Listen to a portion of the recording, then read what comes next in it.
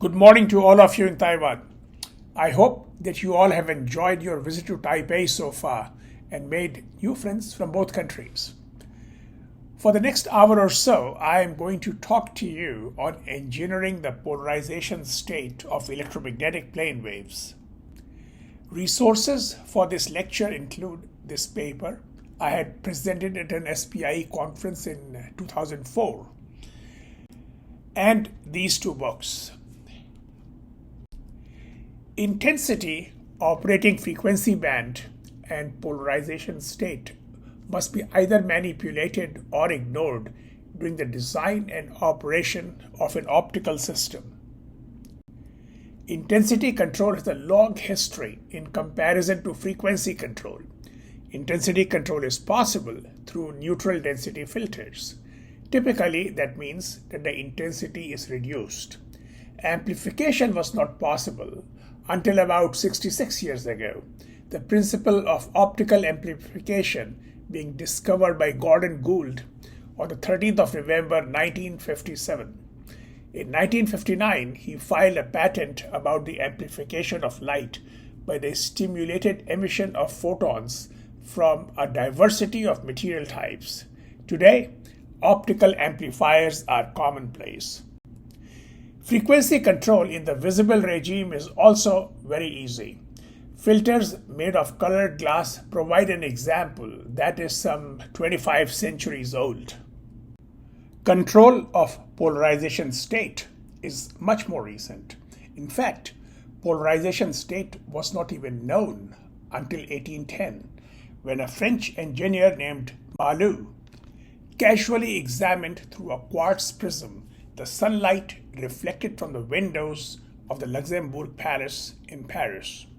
Rotating the prism about a fixed axis, he noticed that the intensity of the transmitted light waxed and waned. He coined the term polarization. Electromagnetic plane waves are vector fields and therefore can be decomposed into two mutually orthogonal polarization states. Here you see a linear polarization state on the left, the right circular polarization state in the middle, and a right elliptical polarization state on the right. Other polarization states are also possible, but every one can be represented using a basis of two mutually orthogonal polarization states. Let us go through the theory of plane waves in air or vacuum. First, some notation. I is the square root of -1. F is the linear frequency, omega is the angular frequency, t is time, and r is the position vector. C naught is the speed of light in free space, k naught is the free space wave number, lambda naught is the free space wavelength, and eta naught is the intrinsic impedance of free space. We also need to distinguish between electromagnetic fields on the one hand and electromagnetic field phasors on the other. F tilde is a field that depends on position vector r and time t. F is a field phasor. It depends on position vector r and angular frequency omega. Multiply f by exponential minus I omega t and take the real part to get F tilde. The components of F tilde are real. The components of F are complex. We shall mostly work with field phasors. In terms of the electric field phasor E and the magnetic field phasor H, the Maxwell field equations are given by divergence E equals 0, divergence H equals 0, curl E is equal to I omega mu naught H, and curl H is equal to minus I omega epsilon naught E. Plane waves are supposed to have sources at infinity, so we need not consider them. Let us construct the expressions for a plane wave traveling in a direction that is parallel to the unit vector u. This is the direction of propagation. Then all field phasors will vary in space according to the phase factor exponential I k naught u dot r. In this three-step procedure, Step number 1 is to select any unit vector P that is orthogonal to you. Any unit vector P that is orthogonal to you.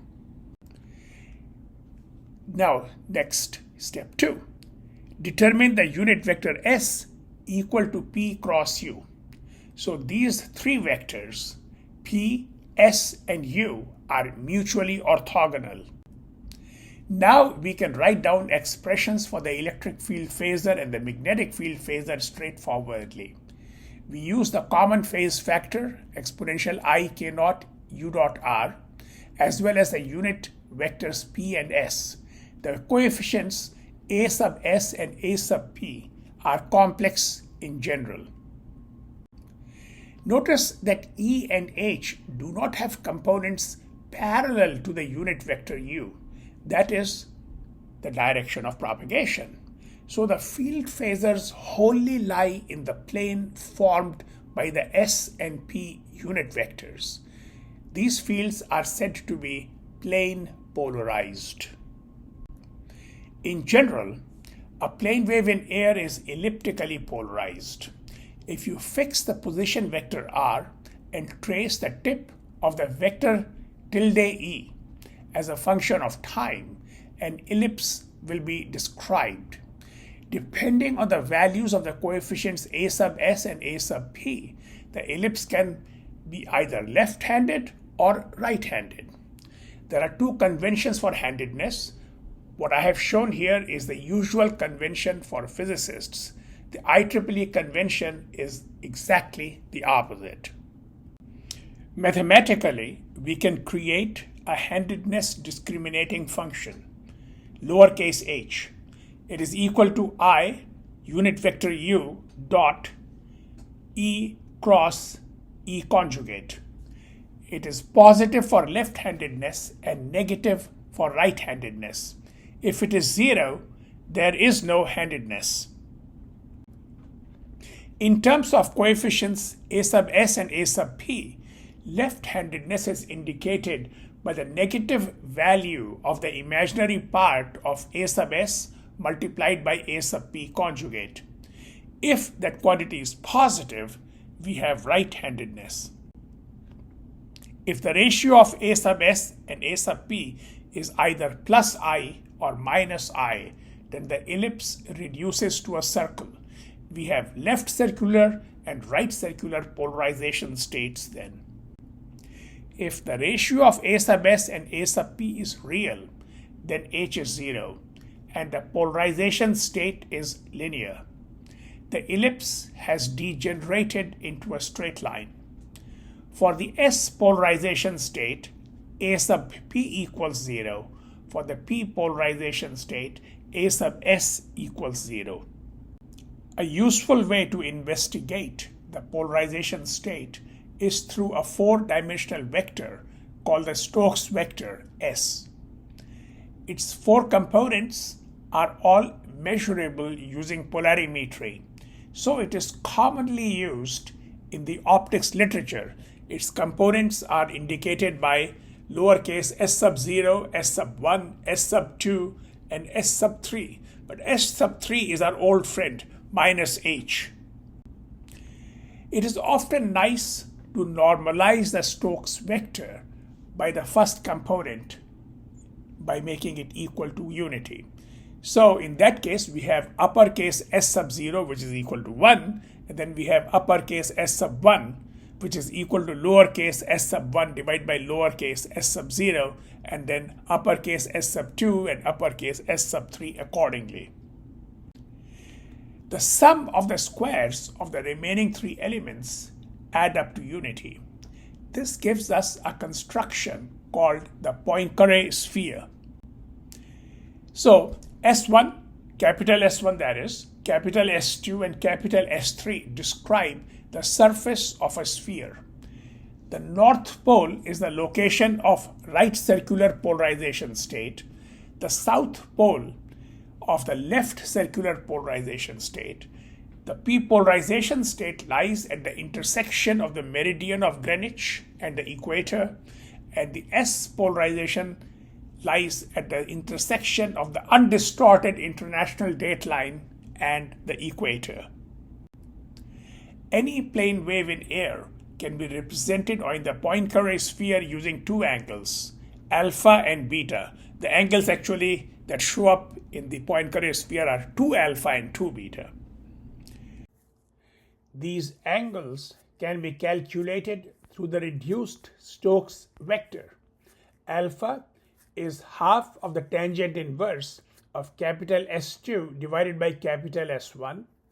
Beta is half of the sine inverse of capital S3. Polarization engineering means that we wish to change the polarization state in a specific manner. Clearly, we need to use some material to do that. Linear material suffice. Let us now look at plane waves in a homogeneous linear material. A general linear material is bianisotropic. So D is related by permittivity tensor epsilon to E and the first magnetoelectric tensor psi to H. Likewise, B is related to the permeability tensor mu to H and the second magnetoelectric tensor zeta to E. Such materials exist in plenty. As before, the unit vector u denotes the direction of propagation.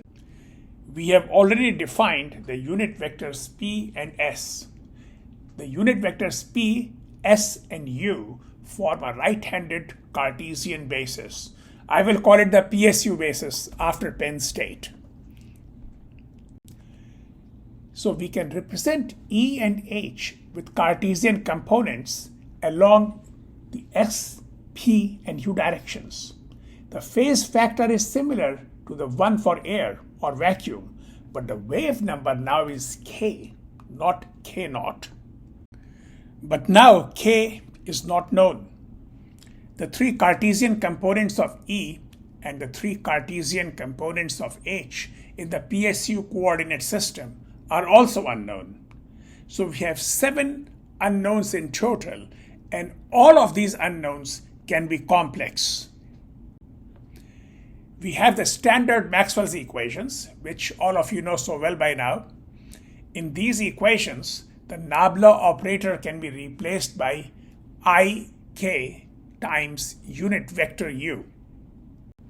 And that's how we get 8 algebraic equations shown here. They look formidable, but require only algebraic treatment. Remember that we have only 7 unknowns, so you will find that not all equations are linearly independent. What's important is that these equations are algebraic. So you have to use your knowledge of linear algebra, that is eigenvalues and eigenvectors, and you should be able to solve these equations for the unknowns. First, eliminate E sub u and H sub u. These are the components of E and H along the direction of propagation. So eliminate them. Then you will be left with a 4x4 matrix equation. So in this, the unknowns will be E sub s, E sub p, H sub s, and H sub p. And of course, k is unknown. The elements of the matrix Q that you see here are just too cumbersome to write down in general, but using Mathematica, you can find them out quite easily. Okay, so we have this equation here. This equation is an eigenvalue problem. Find the 4 eigenvalues k1, k2, k3, and k4. For each eigenvalue, you can find the eigenvector. And for each eigenvector, you can then find E sub u and H sub u from the early work that you had done. Energy propagation analysis will tell you that 2 eigenvalues propagate energy parallel to the unit vector u. Label them 1 and 2. The remaining ones propagate energy in the opposite direction. They are labeled 3 and 4. We forget about them. The first plane wave has eigenvalue k1 as its wave number. The second plane wave has eigenvalue k2 as its wave number. None, 1, or both wave numbers are complex. We have to consider three cases. The first case is when the two wave numbers k1 and k2 are unequal. This phenomenon is called birefringence. It makes life very interesting for polarization engineering. Either a material must be isotropic chiral, or it must be anisotropic, or it must be bianisotropic. The second case is when the two eigenvalues are equal, but the two eigenvectors are linearly independent. This is called unirefringence. This is commonly exhibited by air and by isotropic dielectric materials, isotropic magnetic materials, as well as by isotropic dielectric magnetic materials. It can also show up in an anisotropic or bianisotropic material, unirefringence that is, but only for special directions of propagation.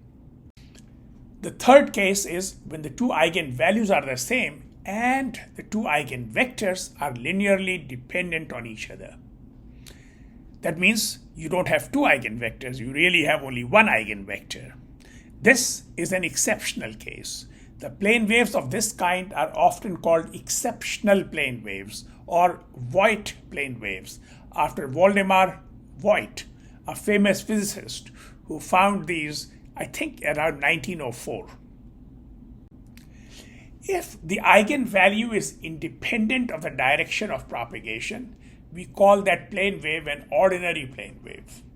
If the eigenvalue is dependent on the direction of propagation, that plane wave is called extraordinary. In all isotropic materials, whether chiral or not, all plane waves are of the ordinary type. In uniaxial dielectric materials, one of the two plane waves is of the ordinary type. These materials are exemplified by nematic liquid crystals and natural crystals, such as calcite, cinnabar, quartz, and ruby or corundum. The other plane wave in uniaxial dielectric materials is extraordinary. In biaxial dielectric materials, both plane waves are extraordinary. These are exemplified by smectic liquid crystals and natural crystals such as garnet, perovskite, topaz, and ulexite. If both the electric field and the magnetic field of a plane wave lie in a plane, then that plane wave is plane polarized. Typically, this means that both fields have no component parallel to the direction of propagation. Elliptic, and therefore circular and linear polarization states exemplify plane polarization. Plane polarization occurs in all isotropic materials. It can occur for some direction of propagation in some anisotropic or bianisotropic material also, but only as a special case. In isotropic chiral materials, every plane wave is circularly polarized. An example of uniaxial dielectric materials is calcite. The permittivity tensor of these materials is a diagonal tensor, and it contains only two independent quantities. These materials are birefringent. So here you can see the double image of a line through a calcite crystal. I cannot show you the image of a nematic liquid crystal, but I can show you a schematic of its morphology. It is an assembly of aciculate molecules that can be considered to be spheroids. A very good natural example of biaxial dielectric materials is ulexite. This mineral is highly transparent along one direction, but opaque along any direction in the transverse plane. This is a scanning electron micrograph of a ulexite crystal. It looks like a dense assembly of parallel needles or columns with rectangular cross-section. A ulexite sample jump-started my research on thin films with columnar morphology. That was in 1992. This is a scanning electron micrograph of a columnar thin film. It too looks like an assembly of parallel needles or columns. Smectic liquid crystals are also biaxial dielectric materials. A smectic liquid crystal can be considered to be an assembly of ellipsoids. These ellipsoids are aligned parallel to each other and they are arranged in layers. Smectic A liquid crystals have the longest dimension of the ellipsoids aligned parallel to the thickness direction. Smectic C liquid crystals have the longest dimension of the ellipsoids aligned at an angle greater than 0 but less than 90 degrees to the thickness direction. When a plane wave passes normally through a slab of a material, the transmitted light may have a different polarization state than the incident light, provided that the material is not isotropic dielectric or isotropic magnetic or isotropic dielectric magnetic. The simplest illustration of this is provided by isotropic chiral materials.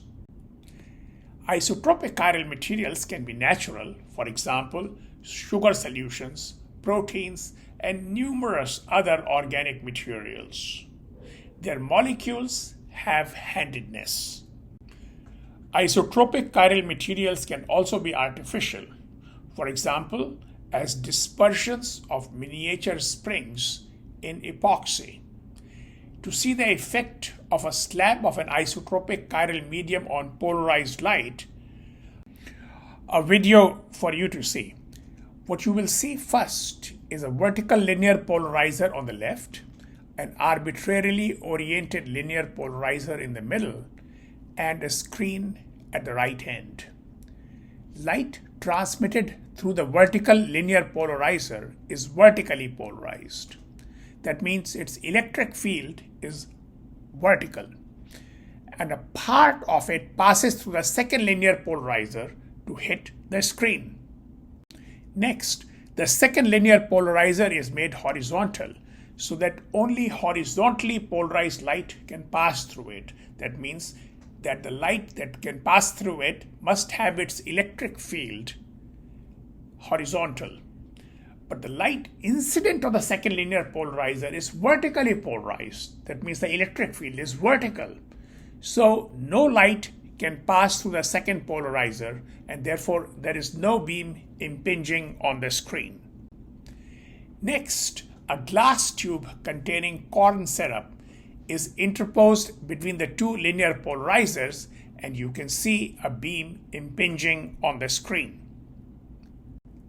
Finally, rotate the second linear polarizer to a specific position, and again there is no beam impinging on the screen. This rotation of the second linear polarizer depends on the length of the tube and the concentration of sugar in the corn syrup. Now see a video of the experiment. Transmitted beam down at the end. I'm going to set the polarizers so they're crossed and our beam is extinguished.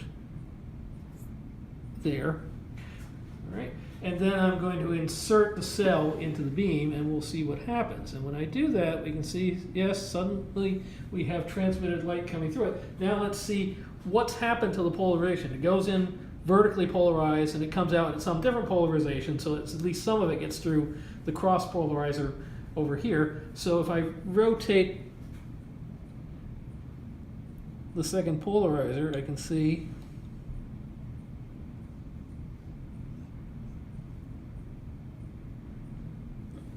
it looks like the polarization, the Caro syrup has rotated the plane of polarization about 45 degrees.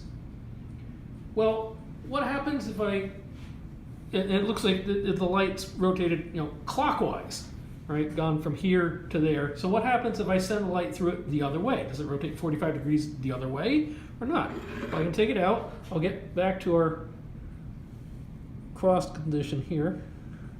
All right, and then I'm just going to flip the cell around and put it back in. All right, again, we see light coming through. Now, which way has the polarization rotated? And I can see, as I do that, that it looks like it's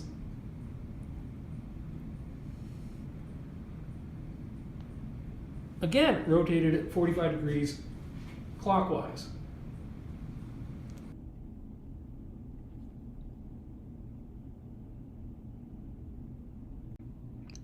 Another example, glass immersed in a magnetostatic field.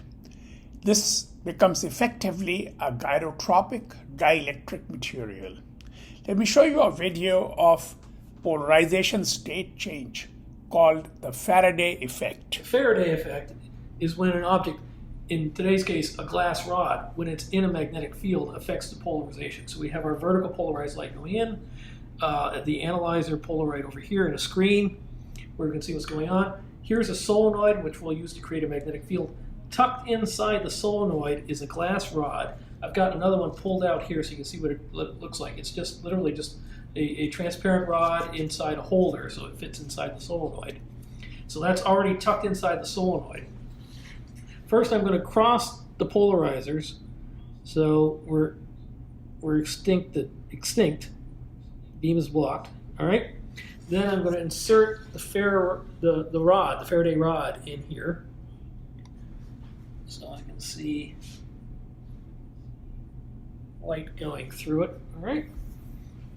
And you can see very faintly the spot has come back just a little bit, indicating the rod itself, even without the magnetic field, is slightly birefringent because I can't actually zero out that little bit of light there. No matter how crossed I get the polarizers, even when they're 100% crossed, a tiny bit of light leaks by. So the glass rod itself is probably very slightly birefringent, but that's independent of the effect we're looking at.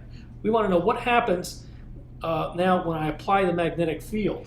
So over here there's a power supply, and basically I'm just going to turn it on, and we can see we're now running about 3.1 amperes through the coil. So there's a magnetic field in there. You can see our spot has got a little bit brighter now, and I can try zeroing it out again.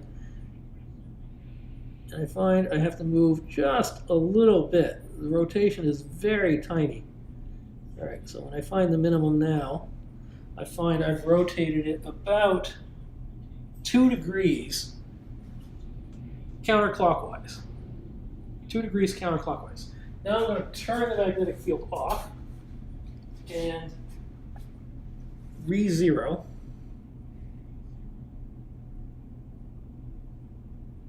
There, all right. And then I'm going to reverse the magnetic field just by reversing the leads on the power supply over here and turn it back on again. 3.1 amperes. The beam is now a little brighter, and now I see I have to rotate now about 2 degrees clockwise now. So the direction of rotation has changed when I reverse the magnetic field for the solenoid. And this is what we call the DC Faraday effect, because we're applying a constant magnetic field, and so you just get a rotation proportional to the size of the B field. Using this setup, though, it's really difficult to measure how big that is, because at the maximum output of our power supply, we just get a barely detectable rotation.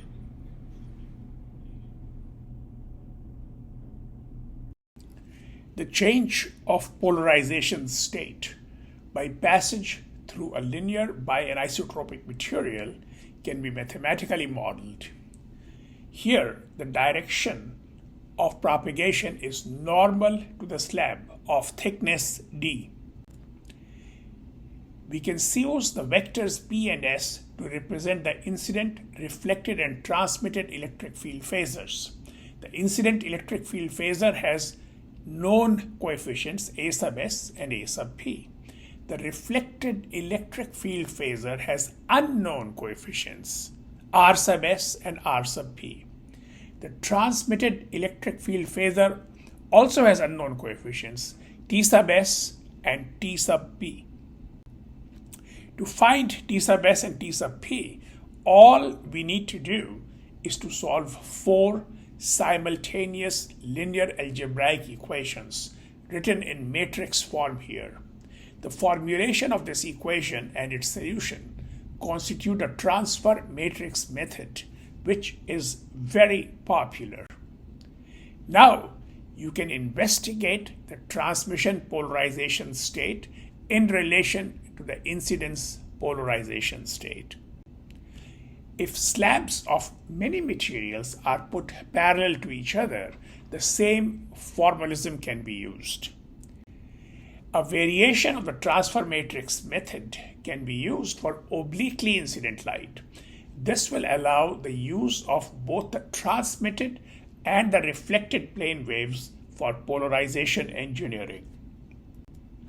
I'm not going to provide mathematical details. You can look up this book if you are interested. Instead, let us look at some materials now. Sculptured thin films have a columnar morphology that leads to effectively piecewise homogeneous materials. Here are scanning electron micrographs of two different chevronic sculptured thin films. You can see that each horizontal section consists of parallel columns of cross-sectional diameter about 60 nanometers. So at free space wavelengths of 500 nanometers or larger, each horizontal section is like a homogeneous biaxial crystal. So each chevronic sculptured thin film can be considered as piecewise homogeneous in the visible and infrared spectral regimes. Here is a chiral sculptured thin film.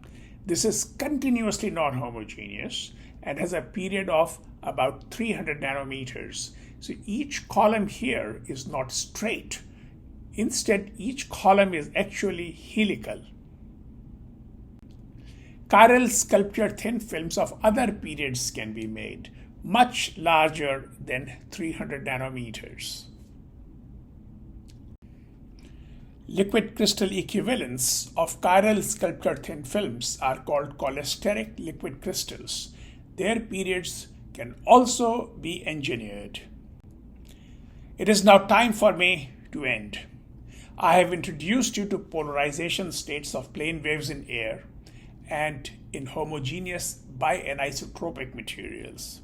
I have exposed you to the transfer matrix method that can be used to understand the principles of polarization engineering.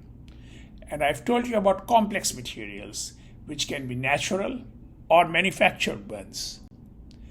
One final word. Sunlight is very weakly polarized. Human vision is not sensitive to polarization state, except for a weak sensitivity to linear polarization state, demonstrated by a phenomenon called Heidinger's brushes. In contrast, many species of insects and crustaceans detect the polarization state of light very well in order to navigate. However, human vision systems can be augmented using polarization state discriminatory appliances. The simplest are polarized sunglasses, which I'm sure all of you know very, very well. A more interesting example is of real 3D glasses now commonly used to watch 3D movies in theaters. The right lens allows only right circularly polarized light to enter the eye. The left lens allows only left circularly polarized light to enter the eye. The two polarization states carry different information about the scene being viewed. As a result, you see actually a 3D image instead of a 2D image. This tells you the very important role of polarization state in electronic display technology. I've ended earlier than an hour, but that's how recorded lectures go. The same amount of material is covered in about 60% of the time than in a live lecture. But this gives an opportunity for discussion. Please take the next 15 minutes to talk to your neighbor about what new stuff you have learned about the polarization state. Thank you very much and have a wonderful rest of the day.